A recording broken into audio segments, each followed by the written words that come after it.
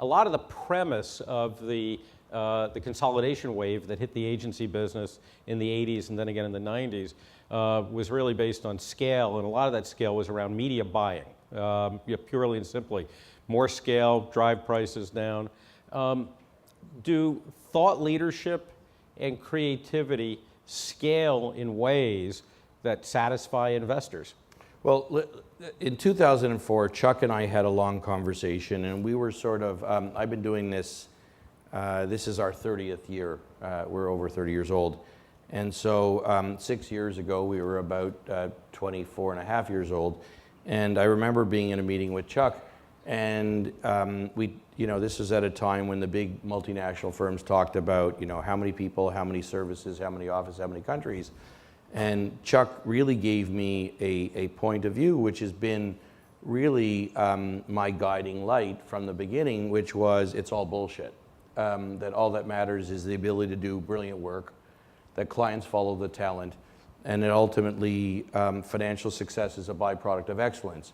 If you do brilliant work, you'll ultimately grow.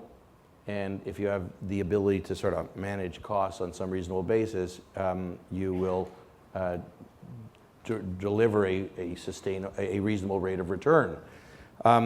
We think that the world does not need another holding company.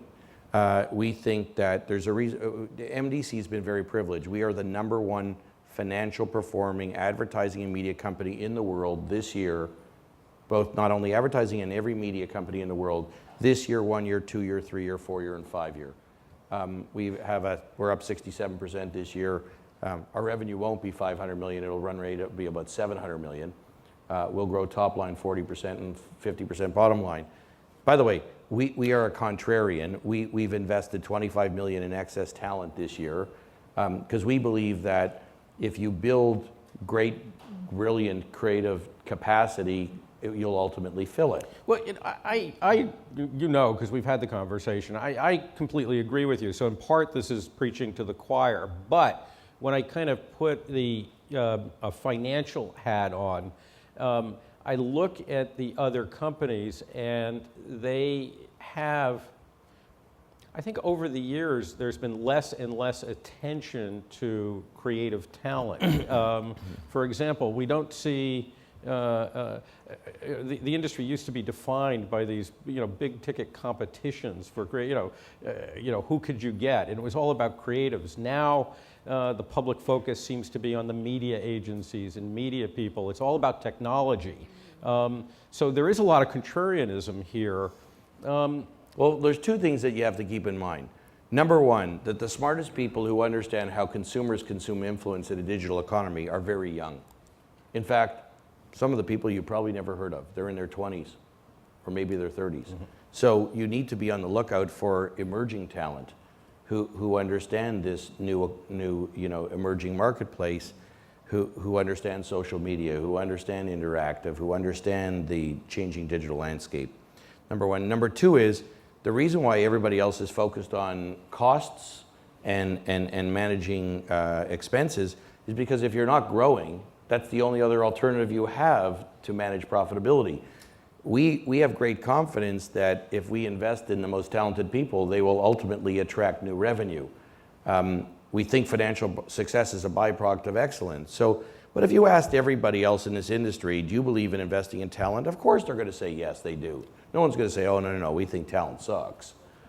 Nobody says that, but the question is, do they really do that? You have to have a point of view. Our point of view is that revenue for us would grow, and we started this a year and a half ago. So when everybody else was consolidating, we said, let's invest in the most talented people. We were very privileged to have great brands who had a sustainable point of differentiation, and it had proven itself through good and bad times that if we invested in the most talented people, they would grow. I mean, Crispin, as an example, Crispin Porter Bogusky, as an example, had its best years in the worst recessions. So we had a track record of knowing that if we invested in great talent in firms that really had a durable competitive advantage, it would work. And unlike most other companies, we own 35% of the company, so we eat our own cooking. we're not trying, we don't try and run our business quarter to quarter. We run it, we think we can grow our business 7 to 10% a year over the next 5 to 10 years, year in, year out. And so when we talk about talent, when we have talked about talent historically in the agency business, it was relatively easy to define, not necessarily who we were looking for, but what we were looking for. Good writers who were clever, graphic designers who were, were able to kind of be on the producers, who could create very entertaining little mini movies. Talent in the digital sphere has exploded. The definition of it has exploded in the same way that digital media has exploded. How do you, as somebody who's, you're a trained copywriter, trained to recognize good writers and designers and producers, how do you even go about recognizing what or who is a talent in social media? I mean, how do you define the capabilities, and how do you know you're getting the right kind of people? Let's go to another question. No. I think, here's what I think. First of all, I think that there's a fundamental truth, which is, there are two kinds of advertising, right? There's pork chops, $2.99 a pound. There, the real talent is to find people who want pork chops, right? It's a statistical thing. It's a scientific thing. The other kind of advertising is building a story around a brand that is so engaging that people want that brand to be a part of their lives. That's kind of what we do.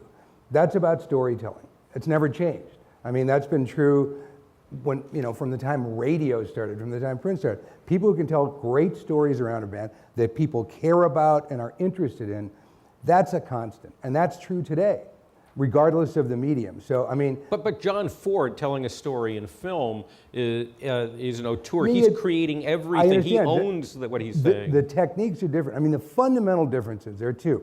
Number one, technology has made it easier than ever to ignore you, because I can TiVo you, or I can multitask, so you need to, I think that mitigates for storytellers, because unless I'm interested in your story, you're gone.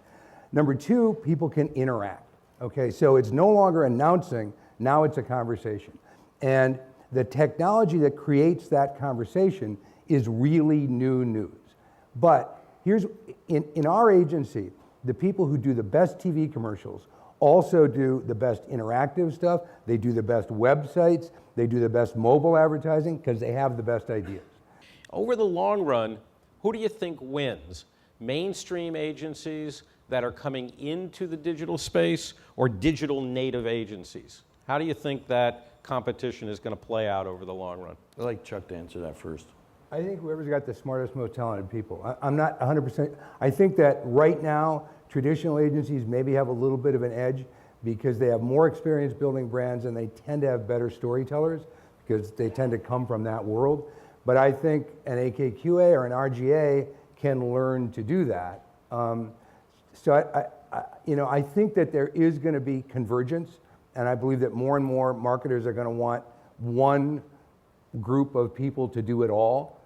So I think they're going to converge, but if I had to bet, I would tend to bet more on traditional agencies because of where they come from. The legacy. Yeah. Miles? I would have articulated exactly what Chuck said. I wouldn't have said it as well, but at the end of the day, it's about great ideas. And the thing is, the world has changed.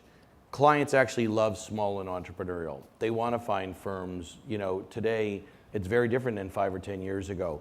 But the reality is, agencies get big by getting great. When we got involved, CPB had 40 people, now they have 1,200. It's true with every other great agency. They got big by being great. And so there's lots of opportunity for people to get, and there's a ton of them. Look at Anomaly, look at 72 and Sunny, look at Droga 5, look at... But look at, there's so many examples of firms that have gotten scale, but because they're doing great work. So my belief is the best advice we can give people is focus on doing brilliant work by finding the very best people, and finding people have more passion, dedication, and will to sacrifice to do great work, so that you have that culture. And also just find people with more candle power. Just find the smartest, most able people, because ultimately that will win.